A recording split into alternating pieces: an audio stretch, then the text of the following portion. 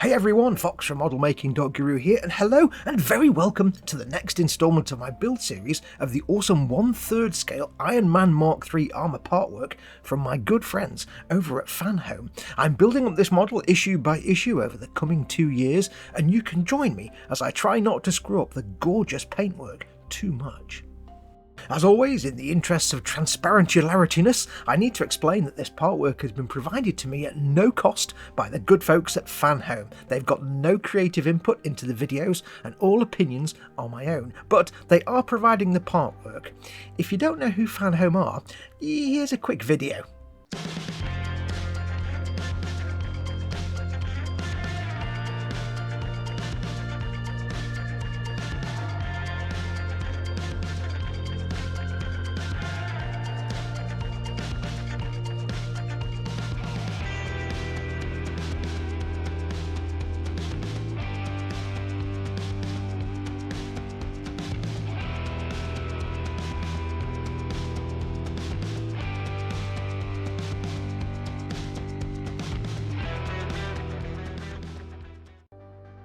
In this video I'll be working through issues 11 to 14, focusing on the right arm and shoulder. In the interests of time, I'm not going to go through the magazines, but they are chock full of tons of lovely background and history of the Iron Man character and lore, so if you want to see that, subscribe to the partwork.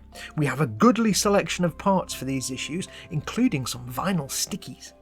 As always, I'll be using my own screwdriver set as I find it more comfortable, and a floofy Dodo Juice fantastic fur towel to protect and clean the paintwork on the parts. I'll also be using a handy tidy box to police all the screws and such, and some generic 3-in-1 oil for any screws going into metal parts. All these are similar, are available in my Amazon stores, links in the description below the video. As an Amazon associate, I earn from qualifying purchases. Anywho, let's crack on.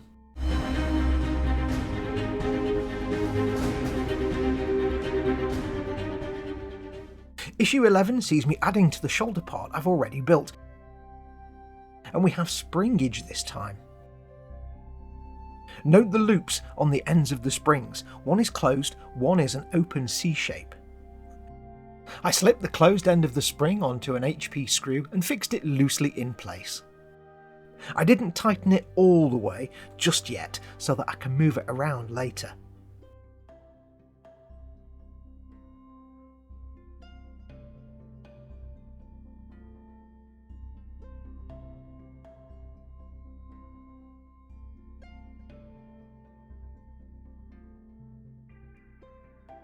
Take a note of the notch at the bottom of the metal frame part. This needs to point down towards the end of the joint that will later attach to the body. I slid it into place on the joint.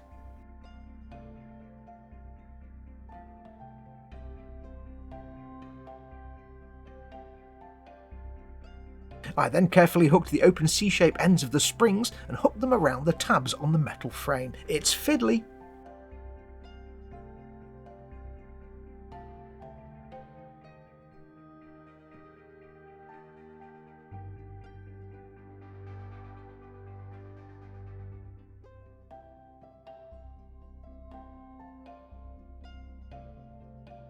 Then the screws holding the springs in place were tightened to lock the springs in place.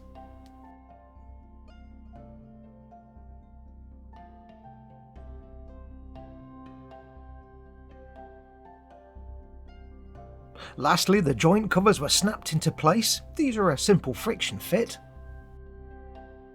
And that completes issue 11.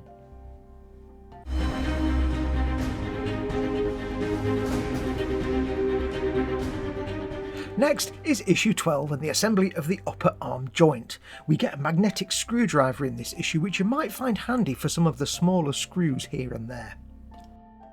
The first step was to slap the vinyl stickers on the ends of each of the upper arm halves. These protect the plastic below from damage when the arm is moved. They don't have to be neat.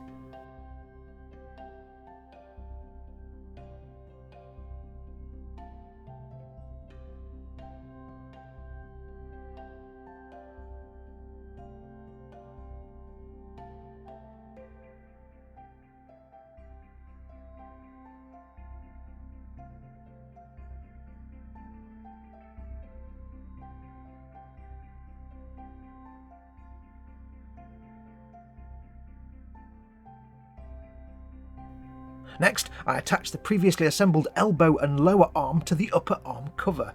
You might find you need to push down quite firmly on the elbow joint tab to get the screw to seat all the way down into the upper arm cover screw hole.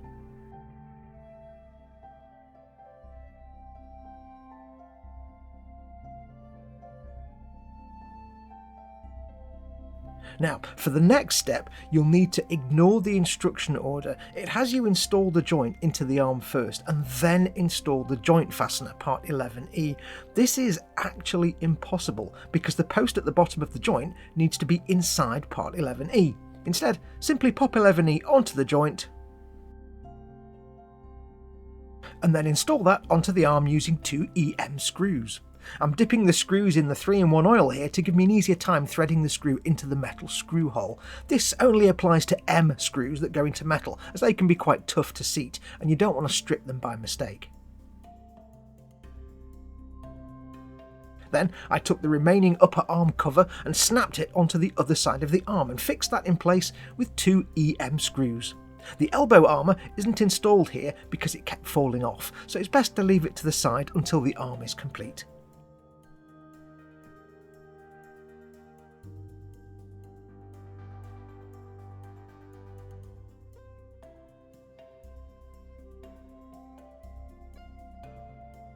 And with that, issue 12 is done and dusted.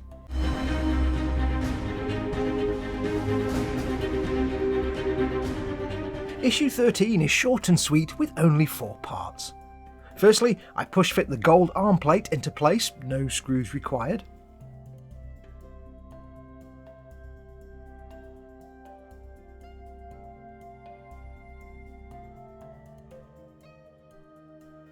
Then I loosely installed the shoulder support and dropped the support frame spring into place, making sure the angled end of the spring slotted into the notch on the support. Finally, I threaded the metal pin through the holes in the frame and support and into the spring, lining them up as I went along.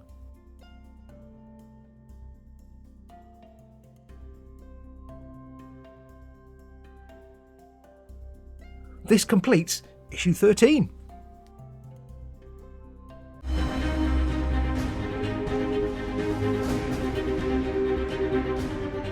Issue 14 was next, and this is assembly of the shoulder armour. Again, I found it easier to ignore the build order for the first step and found this following method easier. Making sure you have the outer armour oriented this way. Note the key notch cut into the inner armour mounting points. And line up the little tab on one of the shoulder pivots. These won't stay in place by themselves, so just do one and hold it in place whilst you place the outer armour over the outside and fix it all in place with the CM screw.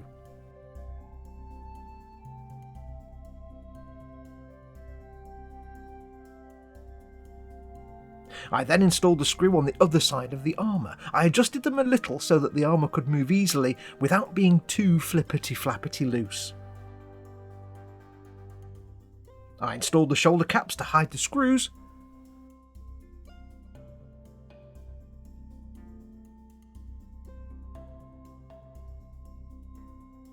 and that was the armour piece complete. Then, taking care that this little notch on the inside of the armour was at the bottom, I attached it to the shoulder support on the arm with 2 IP screws.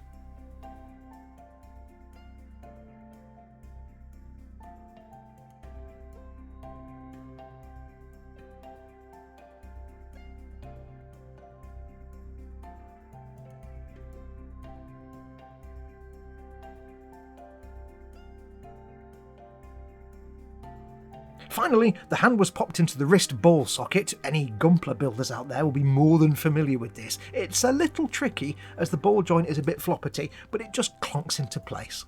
The back plate was plonked onto the hand and voila, issue 14 and the right arm is now actually complete. Now, the next few issues actually deal with assembly of the left arm, and the process is exactly the same as for the right, so I won't film those and put you through all that again. When we come back, we'll have both arms done and crack on with whatever is next. Anywho, that's it for this episode. Thank you so much for watching. Again, a big fat thank you to the team at Fanhome for making this possible. Now, if you fancy this partwork yourself, links are in the description below the video. Make sure to use the promo code Tony Stark. That will really help me out. Until next time, don't forget to like, subscribe, and maybe consider supporting this channel and helping to keep it alive by becoming a channel member. Hit the join button below, or going to my Patreon page and becoming a patron. Until next time, take care, stay safe, and adios amoebas.